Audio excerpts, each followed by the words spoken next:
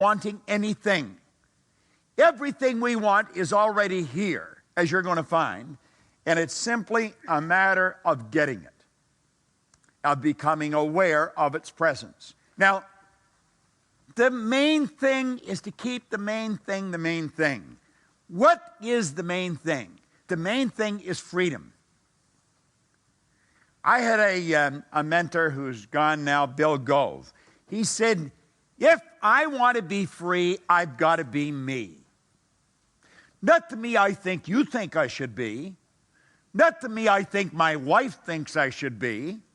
Not the me that I think my kids think I should be. If I want to be free, I've got to be me. Now, I better know who me is. And I don't know how much you know about yourself, but I know when I started to study this, I knew mighty little about me. I knew my name, my weight, my height, gender, my address, my phone number. Beyond that, I didn't know very much. Now think of this for a moment. Time and money freedom. We want freedom, we want time and money freedom. You will be amazed how much free time you have when you never have to think about money. If you've got money problems, it consumes your time. Everyone used to phone me, where's the money, where's the money? I used to think, God, if I knew where the money was, you wouldn't have to phone me. You know. I was earning $4,000 a year and I owed $6,000. That's not a good position to be in. You see, I was even actually hopeless because I would have to take every cent I earned for 18 months just to break even. I would have nothing to live on. So, you know, I think there's a lot of people that live like I was living. Yet it's not fun. Yet it's not even living, it's existing. Well, time and money freedom. What do we mean by that? We want to have the time to do what we want to do when we want to do it. And we want to have the money to be able to afford it. Yet used to be that if I went in a store, I used to look and leave. I like to be able to walk in, and if I see something I want, I get it. And the price tag should be the last thing you look at. Yet you should never dicker around for price. Whatever they ask, give it to them. And then don't dicker with your time. If somebody wants to hire me, they pay what I want. If they don't want to pay, that's fine. You see? But I don't dicker with price. Now, do you know that there's an infinite source of supply? And all religion and all science have always taught that. This isn't my idea. It is something I have become aware of. Now get this. When you're dealing with infinite, you can never take more than your share. There is an abundance for everybody. You watch most people, they go shopping. The first thing they look at is the price tag. They're not getting what they want at all. They're getting what they think they can afford. Little do they know they could buy the whole store. Somebody did. This is important we get this straight. Now, I want you to think of this for a moment. Our world is changing. It is changing so dramatically and so rapidly that it's almost ridiculous.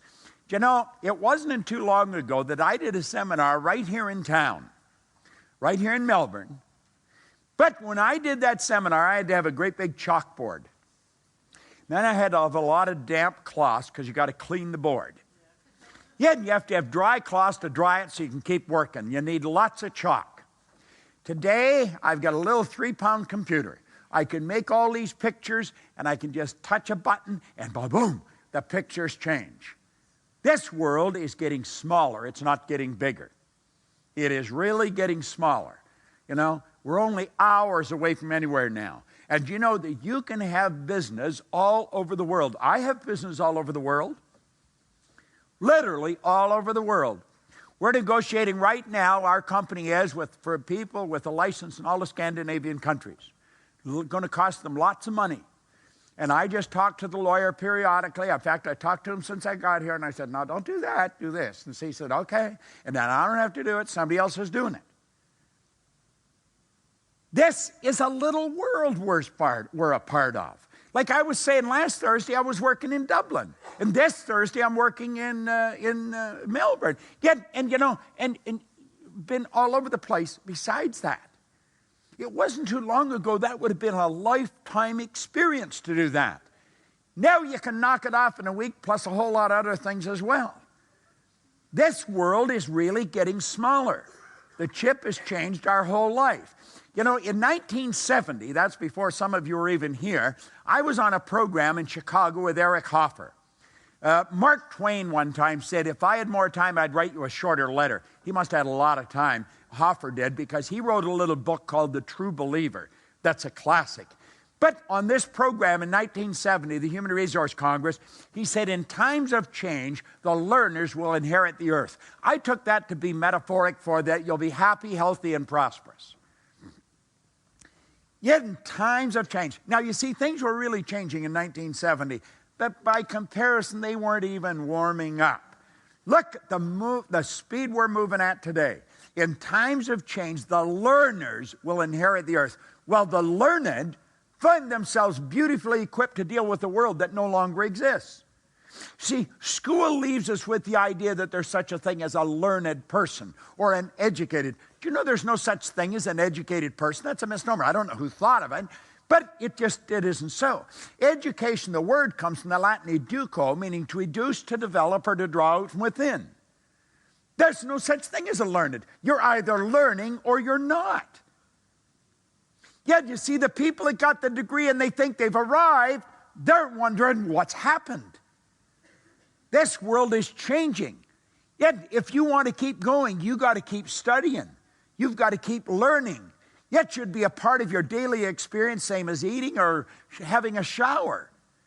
Yet it's got to be something we're doing all the time. If we will, we'll inherit the earth. We'll be happy, healthy, and prosperous. Like I said, I'm going to be 73. I got more energy than most people, 23. I earn all kinds of money. I have all kinds of fun. I've got a lot of wonderful friends all over the world.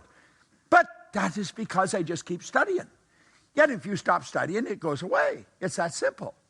There's nothing complicated about this. This is not rocket science. It really isn't. This chip has changed our whole world.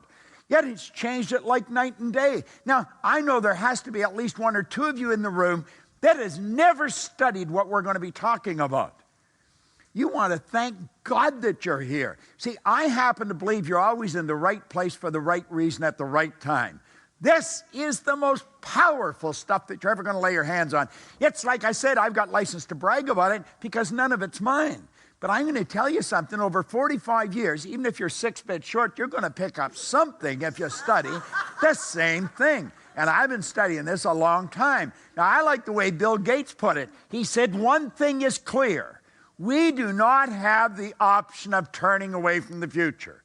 No one gets to vote on whether technology is going to change our lives.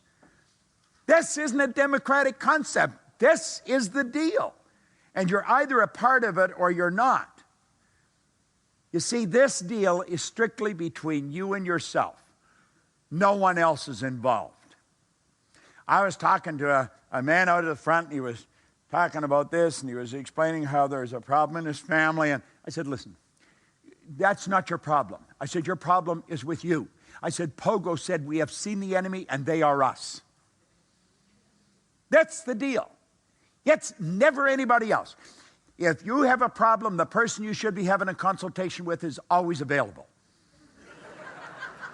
That's a good thing to remember. All right? Me. Just mea culpa. It's me. It's my problem. Nobody else's. The deal is strictly between you and yourself. Now think of this. How many would agree that financial success has a lot to do with being in the right place at the right time? How many would agree with that? Now, wait a minute. How many can raise their arm above their shoulder? Let me see if you can get your arm in the air. You know, some people, when their heart stops beating, it's going to be a formality. They just sort of sit, you know. Let's take another run at it. How many can get both arms in the air? David, get their wallets. We got them where we want. All right. Now, let's take another look at this. How many agree